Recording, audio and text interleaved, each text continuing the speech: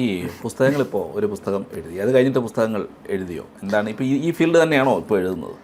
ഞാൻ ഒരു 4 പുസ്തകങ്ങൾ എഴുതിയിട്ടുണ്ട്.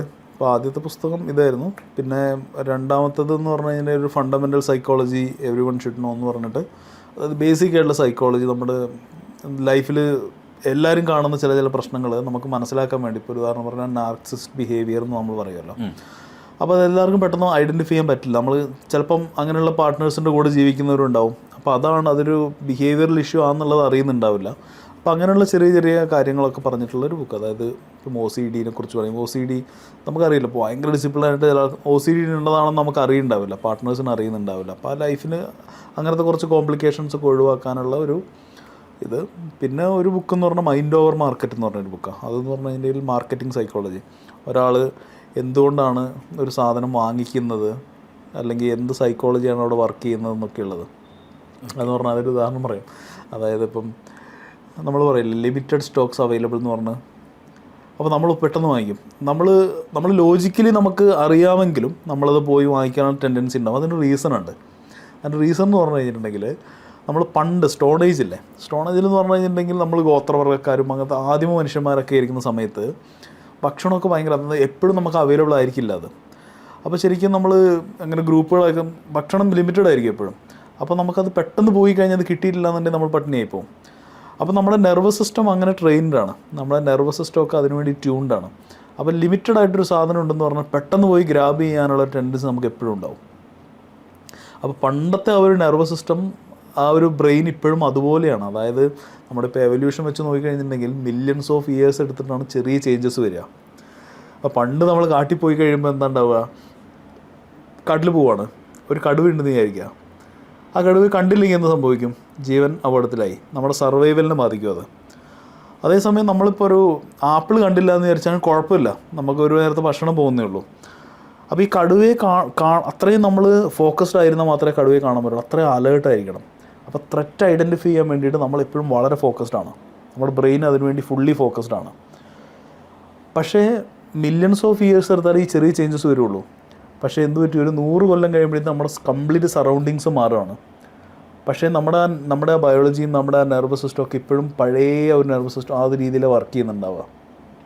അപ്പോൾ എന്ത് സംഭവിക്കും, നമ്മളൊരു ഡിജിറ്റൽ ഏജിൽ ഒരു സ്റ്റോൺ ഏജ് നെർവസ് സിസ്റ്റം ആയിട്ടാണ് ജീവിക്കുന്നത്. അപ്പോൾ പഴയ ത്രെറ്റ് ഇപ്പോഴും ഉണ്ട്. ഇപ്പോൾ ഞാനിപ്പോൾ ഓഫീസർ എക്സാമ്പിൾ എടുക്കുകയാണെന്നുണ്ടെങ്കിൽ, ഒരു മീറ്റിങ്ങിൽ പോയി സംസാരിക്കുക എന്ന് പറയുന്ന ഒരു ത്രെറ്റ് ആയിരിക്കും. അല്ലെങ്കിൽ സ്റ്റേജിൽ കയറി സംസാരിക്കുക എന്ന് പറയുമ്പോൾ എന്താ സംഭവിക്കുക, ഈ ടൈഗറിനെ കാണുമ്പോൾ ഉണ്ടാകുന്ന അതേ റെസ്പോൺസാണ് നമ്മളുടെ സ്റ്റേജിൽ കയറി സംസാരിക്കാൻ പറയുമ്പോൾ ആൾക്കാർക്ക് ഉണ്ടാകുന്നത്. അതുകൊണ്ടാണ് ബ്ലാങ്ക് ആയി പോകുന്നത്. എന്തുകൊണ്ടാണ് ബ്ലാങ്ക് ആയി പോകുന്നതെന്ന് അറിയോ?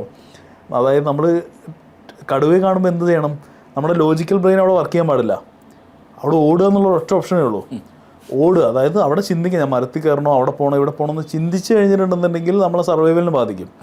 അപ്പോൾ എന്ത് ചെയ്യുന്നു പറഞ്ഞാൽ നമ്മുടെ ലോജിക്കൽ ബ്രെയിനിലേക്കുള്ള എല്ലാം ഷട്ട് ഡൗൺ ചെയ്തിട്ട് നമ്മുടെ കയ്യിലേക്കും കാലിലേക്കൊക്കെ ബ്ലഡ് സർക്കുലേഷനൊക്കെ കൂട്ടി നമ്മൾ ഓടും. നമ്മൾ ഇന്ന് വരെ ഓടാത്ത സ്പീഡിൽ നമ്മൾ ഓടും. അതേ ചെയ്യാൻ പാടില്ല അവിടെ. അപ്പോൾ നമ്മൾ ബ്ലാങ്ക് ആയിരിക്കും, നമുക്ക് ചിന്തകളുണ്ടാവില്ല. ഇതുപോലെയാണ് സ്റ്റേജിൽ കയറി കഴിയുമ്പോൾ ആ സെയിം ത്രെറ്റില്ലേ, ആൾക്കാരെ കാണുമ്പോഴുള്ള ഒരു ആങ്സൈറ്റി മൂലം സെയിം ത്രെറ്റ് സിസ്റ്റം ആക്ടിവേറ്റ് ആവും, ബ്ലാങ്ക് ആയി പോകും, സംസാരിക്കാൻ പറ്റില്ല. അതുപോലെയാണ് ഈ ആങ്സൈറ്റി വരുന്നത്. ചെറിയ കാര്യങ്ങൾ പറയുമ്പോൾ ഈ ത്രെറ്റ് സിസ്റ്റമാണ് ആക്ടിവേറ്റ് ആവുന്നത്. ത്രെറ്റ് എന്ന് പറഞ്ഞ സാധനം കാണുമ്പം ഈ സെയിം സിസ്റ്റം ആക്ടിവേറ്റ് ആവും, നമ്മൾ ബ്ലാങ്ക് ആയി പോകും, സ്വെറ്റ് ചെയ്യാൻ തുടങ്ങും.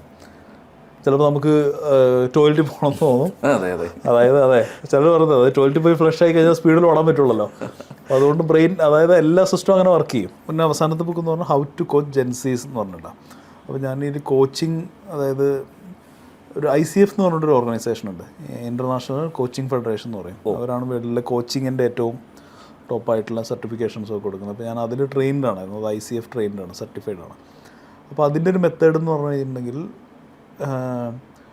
ഇപ്പോൾ പുറത്തെ ഒരു യൂറോപ്യൻ കൺട്രീസ് നോക്കി കഴിഞ്ഞാൽ അവിടെ ഒരു ഫാമിലി ഡോക്ടർ ഉണ്ടാവില്ലേ, അതുപോലെ ഒരു ഫാമിലി കോച്ചും ഉണ്ടാവും. അപ്പോൾ ഈ കോച്ചിങ് എന്ന് പറഞ്ഞു കഴിഞ്ഞിട്ടുണ്ടെങ്കിൽ നമ്മൾ മൈൻഡിലേക്ക് വരുന്നൊരു കോച്ചിങ് അല്ല. അതായത് ഇപ്പോൾ ഒരു പ്രശ്നം ഉണ്ടെന്ന് വിചാരിക്കാം, ഇപ്പോൾ എനിക്കൊരു കൺഫ്യൂഷൻ ഉണ്ട്, എന്ത് ചെയ്യണമെന്ന് ഇല്ല. അപ്പോൾ ഞാൻ കോച്ചുമായിട്ടിരിക്കും. കോച്ച് ചെയ്യുന്നതെന്ന് പറഞ്ഞാൽ ക്വസ്റ്റ്യൻസ് ഫ്രെയിം ചെയ്യാൻ മാത്രമേ ഉള്ളൂ.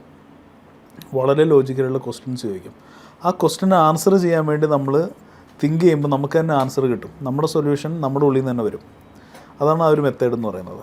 അപ്പം അത് ഇവിടെ അത്ര പോപ്പുലറായിട്ട് വരുന്നില്ല, ഇപ്പോൾ പോപ്പുലറായിട്ട് വരുന്നേ ഉള്ളൂ. അതായത് കൂടുതലും ഇപ്പം എക്സിക്യൂട്ടീവ്സോ അതുപോലെ CEOs ഒക്കെ എപ്പോഴും അവർക്കൊരു കോച്ച് ഉണ്ടാവും, ഒരു പേഴ്സണൽ കോച്ച് ഉണ്ടാവും. അവരിപ്പോൾ ഒരു ഡിസിഷൻ അവർക്ക് ബുദ്ധിമുട്ടായി തോന്നുമ്പോൾ അവർ കോച്ചിങ്ങിന് അവിടെ പോയിരിക്കും. 1 മണിക്കൂർ അല്ലെ 45 മിനിറ്റ്സ് സ്പെൻഡ് ചെയ്യും. കോച്ച് ക്വസ്റ്റ്യൻസ് ഫ്രെയിം ചെയ്യും, ചോദിക്കും, അതിനുള്ള ആൻസർ പറയും, അവർക്ക് സൊല്യൂഷൻ കിട്ടും. സൊല്യൂഷൻ ഉള്ളിൽ നിന്ന് വരും. കാരണം ഒരു പ്രോബ്ലം ഏറ്റവും നന്നായിട്ട് അറിയുന്ന അത് അയാൾ തന്നെ ആയിരിക്കുമല്ലോ. അപ്പം സൊല്യൂഷൻ അയാളിൽ നിന്ന് വരുമ്പോഴായിരിക്കും ഏറ്റവും പ്രോപ്പറായിട്ട് സൊല്യൂഷൻ ആവുക. അപ്പോൾ അതാണ് ഈ കോച്ചിങ് എന്ന് പറയുന്നത്, ഈ ICF ബേസ്ഡ് കോച്ചിങ്. അപ്പോൾ അത് ജെൻസീസ് എങ്ങനെ കോച്ച് ചെയ്യാന്നുള്ളൊരു ഇതുണ്ടായിരുന്നു. കാരണം ഒരു പഴയ ഫ്രെയിം വർക്കാണ് യൂസ് ചെയ്തിരുന്നത്. അപ്പം ഞാനത് പുതിയ ഫ്രെയിം വർക്ക്സൊക്കെ ഒന്ന് മോഡിഫൈ ചെയ്തിട്ട് എങ്ങനെ ആയിരിക്കണം എന്നുള്ള എൻ്റെ ഒരു ഐഡിയ എഴുതിയതാണ് ആ ഒരു ബുക്ക് ശരിക്കും.